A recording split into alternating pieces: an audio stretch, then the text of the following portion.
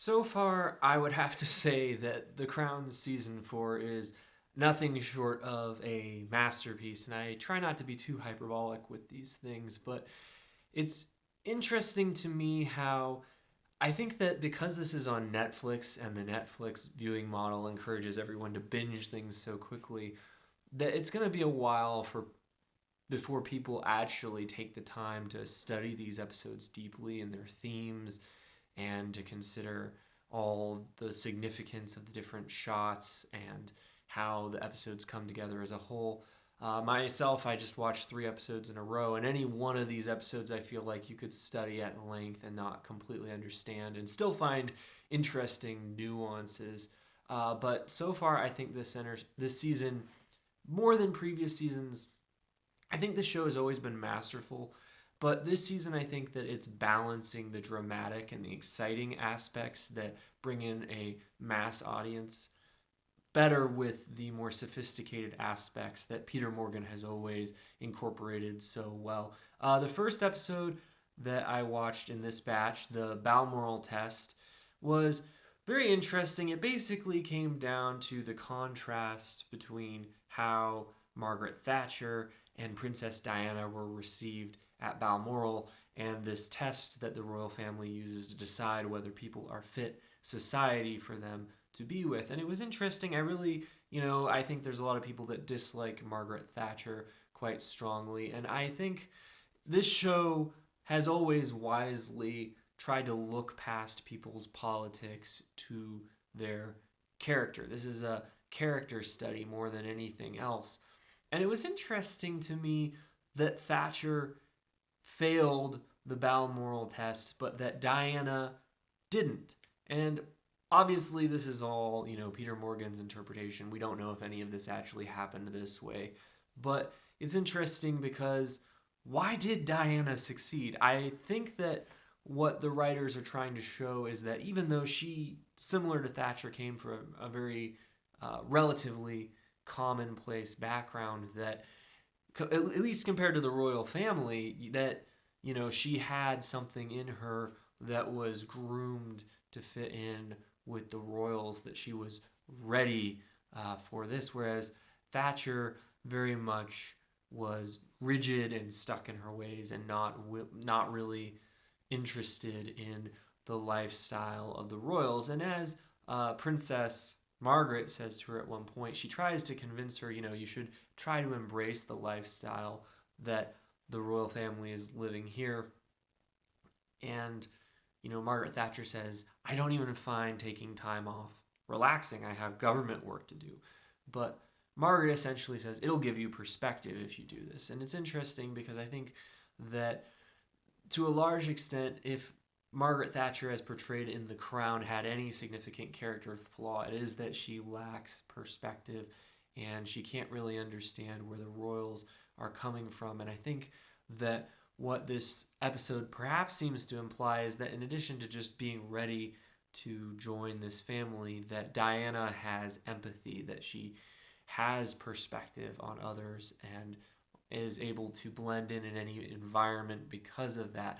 It was also interesting, there was this metaphor this episode with the stag that I think should be studied at length, and they kind of draw attention to it at the end of the episode when Prince Charles says essentially that he is the stag being flayed by his father.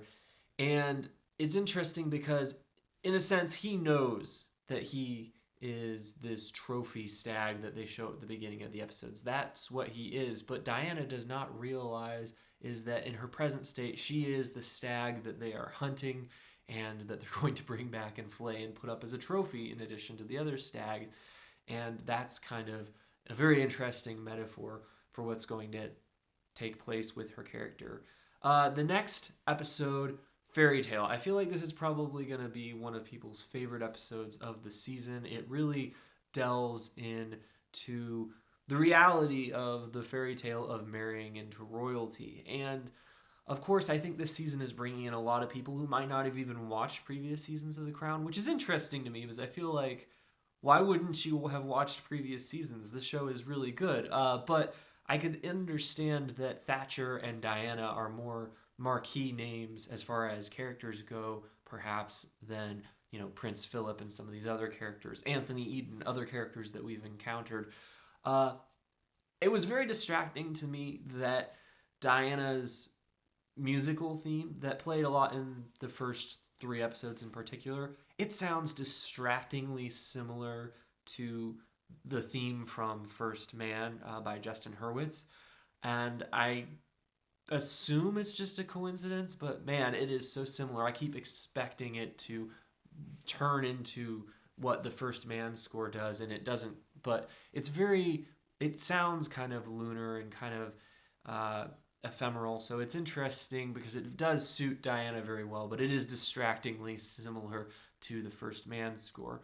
But this episode really shows, as people have pointed out, the theme of this show, as stated on the poster, is change meets tradition, or confronts tradition, rather. And it's interesting in this episode how, as this episode progresses, you have Diana, who oftentimes throughout the series will be represented with pop music and more popular music from the day. And then you see that being kind of overpowered by the orchestral music in certain scenes, kind of showing how, as she transitions into being a royal, her personality is being just overpowered. And this episode had a lot of visual metaphors. I think it would reward careful study, but it really does peel back the fairy tale of marrying into royalty and shows how terrible it actually could be in many regards. And you see Diana has quite a character arc in this episode as she goes from being this, coy young woman who is very much enamored with the idea of being a royal to being this woman who realizes what she's going into and ultimately goes through with it, despite realizing that she is not loved and that Prince Charles is going to continue to have an affair despite the fact that he's marrying her. There were some very interesting moments this episode. I thought one standout moment was when Prince Philip, in kind of justifying the fact that the family was kind of letting this marriage happen even though they know that Prince Charles really doesn't love Diana, he says, essentially that as she becomes more confident, as she becomes more beautiful, that Prince Charles will find himself falling more in love with Princess Diana. And you kind of see that this parallels what has happened in his relationship with the Queen. And you can see that this is his hope, and this has been his character arc in the first 2 seasons. And as we all know, this isn't how it ends up happening for Princess Diana, but you see him kind of justifying what they know is not a good marriage for her to enter into on this basis.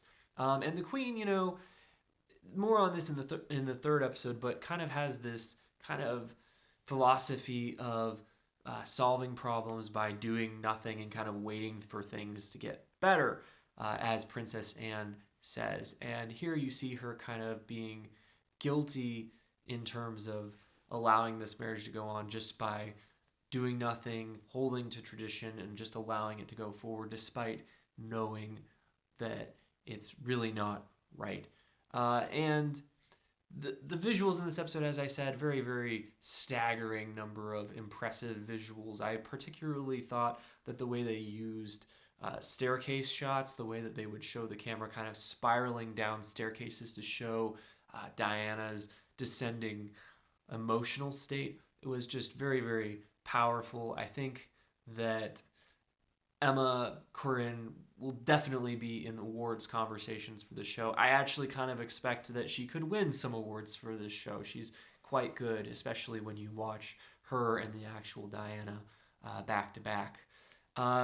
This episode tackles her struggles with bulimia. They even put a warning in the pre-episode space just to let people know that they're going to show this. And it's interesting because this is something that it seems as though she struggled with prior to entering into the royal family. And you wonder how this impacted her and how this plays into her psychology and what would make her want to be a royal, despite the fact that you can kind of see she doesn't really have the love for Prince Charles that you would want to have going into a marriage. The third episode, favorites.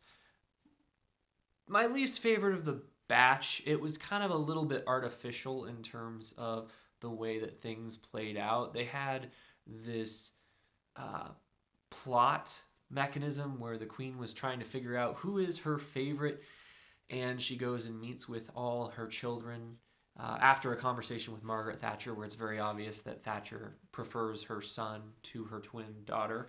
And to me, this plot mechanism came off as a little bit contrived. Do I think that someone would really go and meet with all their kids to try and figure out who was their favorite? I mean, it's a decent way to show this thought process going on in the queen's head, but it doesn't really make sense from a would a person really do this perspective, because it doesn't seem like something someone would do. It seems more like something you would see in a sitcom than something you would see in real life. And this was the first Queen-centric episode. It's interesting. The show does a very good job of having a perspective in every scene, and in most episodes it will kind of have one dominant perspective. It's interesting that on this show that has always focused on the Queen, that we've gotten to the fourth episode without having really a Queen-centric episode. And Olivia Coleman does her typical fine job here, but I overall felt that the plot mechanism was a little bit contrived, so it didn't quite work as well for me as some of the others. And I'm just intrigued by Diana and Thatcher, so more of them at this point is more intriguing to me. But it's interesting the way that this episode's themes play out. You see how Thatcher is very, very determined to project strength so that she takes her country into an unpopular war. And you also see how in her conversation with the Queen and with other characters, you see this kind of this contrast being made between doing nothing and doing something. And as I mentioned in talking about the previous episode, Fairy Tale, the Queen, as Princess Anne tells her this episode, very much has a philosophy of just wait for things to get better, do nothing, and hope things turn out. And it hasn't worked out very well for her children as she sees this episode. She sees ultimately that her decision to kind of not mother them, to allow them to kind of work things out on their own, has resulted in them all being seriously flawed in different ways. And ultimately, she tries to convince Charles to handle his relationship with Princess Diana differently. He doesn't seem likely to change. But in her conversation with him, she very specifically says that, I don't like to interfere. I don't like to intervene. And we see this play out and the consequences it's had for her children. In contrast, you see a very interesting scene, very well acted by Gillian Anderson, who I also think will be in a lot of awards conversations and also could win. It all depends on which categories people end up in. But here, she has this moment where her son is missing and she's very, very concerned for her son. And this causes her to break emotionally in a way that she doesn't typically. She's very, very afraid of showing emotional weakness. And she actually has rejected her daughter because she can't handle seeing emotional weakness in people.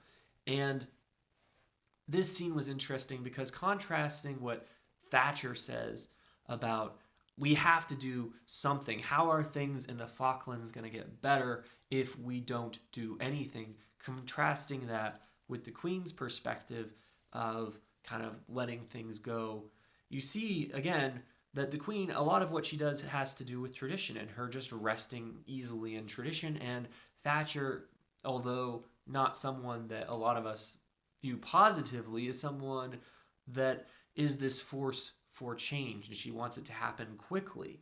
And you see this contrasted in how she very, very aggressively tries to save her son and very, very aggressively enters into this war in the Falklands. But you also see that there's a sense in which she too is kind of not doing anything on the basis of tradition, in that she can't bring herself to see how perhaps the way that her father treated her mother forced her into this role that she was never able to break out of. And this has caused her to have a troubled relationship with her mother, who she views as weak, not realizing that some of this might have been not her mother's fault entirely, that it could have been a result of the way that her father treated her mother based on traditional gender roles. And it has affected her relationship with her daughter for similar reasons. So, very, very interesting episode. Another good character study, but not my favorite of the 4 so far. So, those are my thoughts on episodes 2 through 4 of The Crown Season 4. Really enjoying this.